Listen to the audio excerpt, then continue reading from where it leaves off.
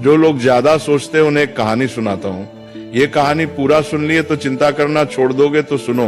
एक छोटे से गांव में आरव नाम का व्यक्ति रहता था।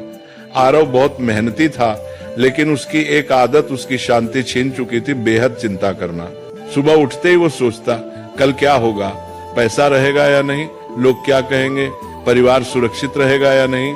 रात को सोने जाता, तब भी उसका दिमाग रुका नहीं करता। एक दिन अत्यधिक चिंता के कारण उसकी तबीयत बिगड़ गई। गांव के लोग उसे पास के पहाड़ पर रहने वाले एक संत के पास ले गए। संत बहुत सरल जीवन जीते थे, न ज्यादा बोलना न ज्यादा सोचना। आरव ने संत से कहा, महाराज, मेरा मन कभी शांत नहीं होता, मैं हर समय डर और चिंता में रहता हूँ। संत मुस्कुराए और पास रखी एक मिट्टी की मटकी उठाई। उन्होंने कहा, इस मटकी को पानी से भर दो। आरव ने मटकी भर दी। फिर संत बोले, अब इसे सिर पर रखो और चलो, लेकिन एक शर्त है, अगर एक बूंद भी गिरी तो तुम असफल हो जाओगे। आरव पूरी तरह मटकी पर ध्यान लगाकर चलने लगा।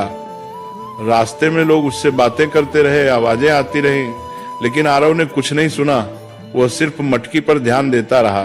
कुछ देर बाद संत ने कहा, रुको, अब बताओ रास्ते में कितने लोग मिले। आरव बोला, महाराज, मुझे कुछ पता नहीं, मैं तो बस मटकी बचाने पर ध्यान दे रहा था।